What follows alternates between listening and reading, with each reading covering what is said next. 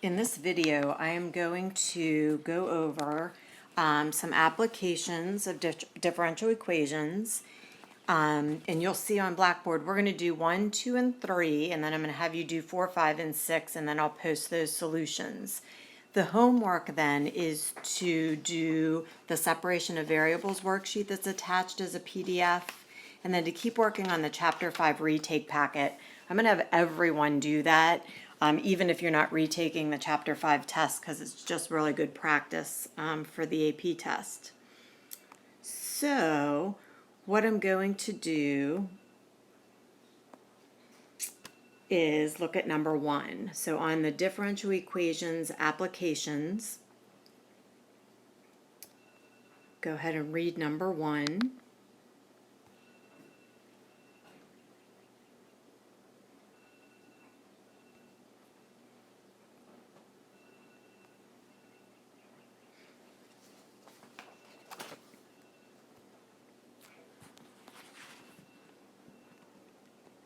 So during a chemical reaction, the rate of change of the amount of the chemical remaining is proportional to the amount remaining. I'm going to call the amount of chemical, I don't want to use a C because we use that in our general equation, so I'm going to let that be R. So dr dt equals, it's proportional to R, the amount remaining. Now what we know, this is one of those equations, the only differential equation that we're allowed to,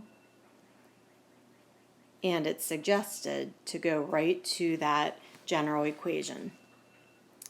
Now at time t equals 0,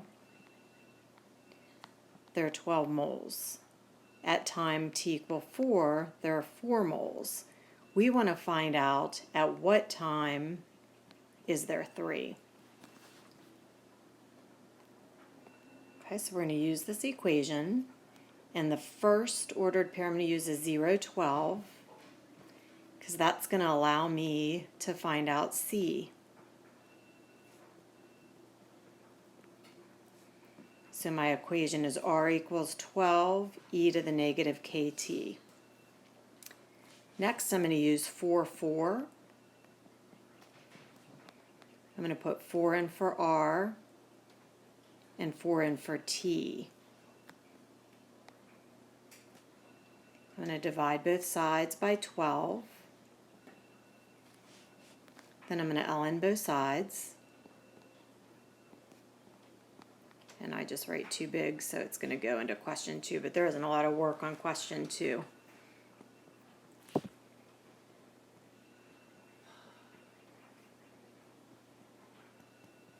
So K is going to be negative ln 1/3 divided by 4.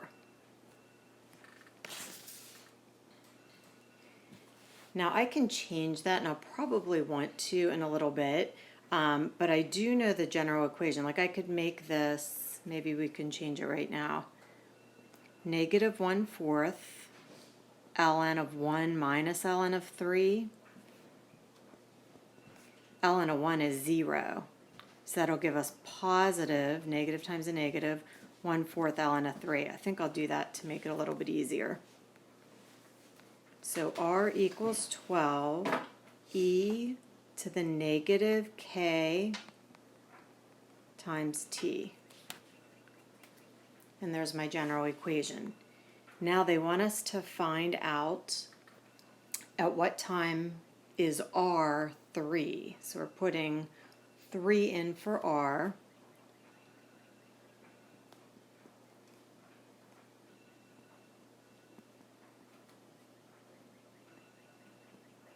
Maybe I'll do that around the T. So this is 1/4 e to the negative 1/4 ln of 3 times t. They're all multiplied together. Then I'm going to ln both sides. So I'll get ln of 1/4 equals negative 1/4 ln of 3 times t. And again, I'll do that same thing using my properties ln of 1 minus ln of 4. because ln of 1 is 0. So I'll get negative ln of 4 divided by ln of 3 times negative 4. If I try to solve for t by itself, the two negatives will become a positive, so I get 4 ln of 4 over ln of 3, which will match up with answer D.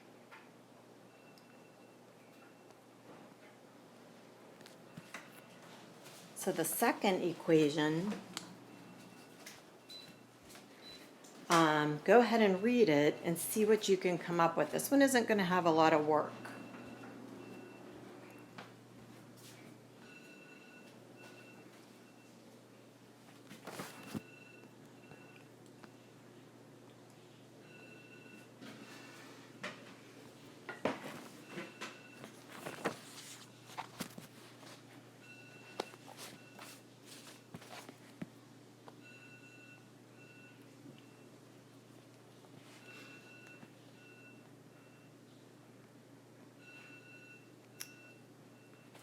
So hopefully you know that at time 0, the kitten weighed 85 pounds. During the first 4 weeks of life, we're given this differential equation. They're just asking which one could be the solution. Well, remember, this is the differential equation that we're supposed to memorize. The solution is going to be y equals c e to the kt. And since they told us the initial weight of the kitten, the only answer that it could possibly be would be D. Okay, so the last one we're going to do is number 3. So go ahead and read number 3.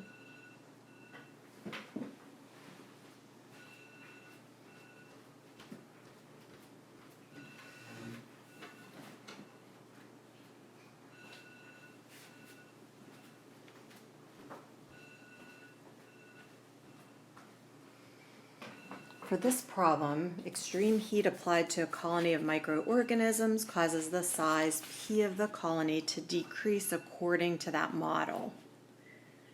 The size Q of a second quantity decreases at a constant rate of 1 gram per hour according to that linear model.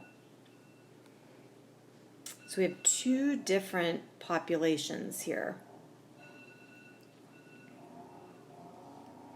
Okay, the first one, this is very similar to the last two, except for now instead of K, they're giving us the value for K.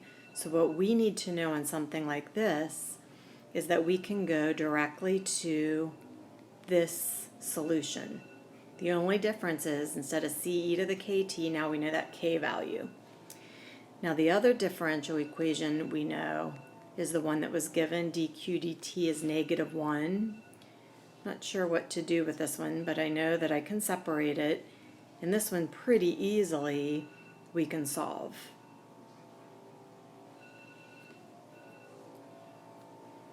Okay, now I'm going to go back to what was given. So I know both solutions, this one and this one.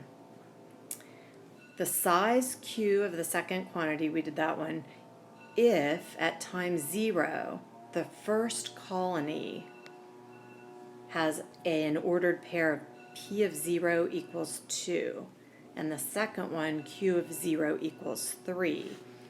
At what time will both colonies have the same size?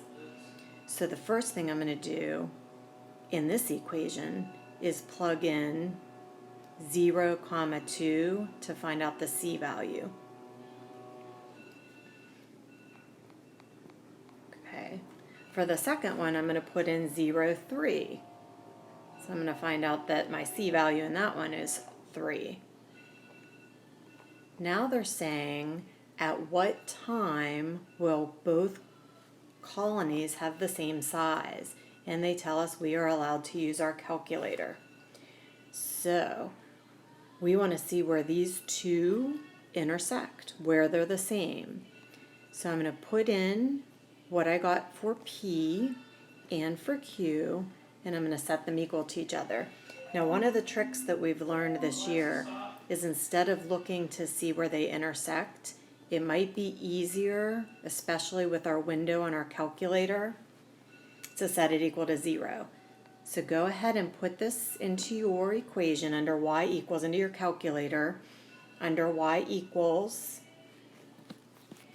to see which one it's going to match up with.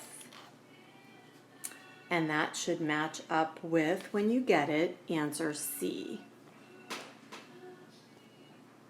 Okay, so I want you to do that, and then I'm going to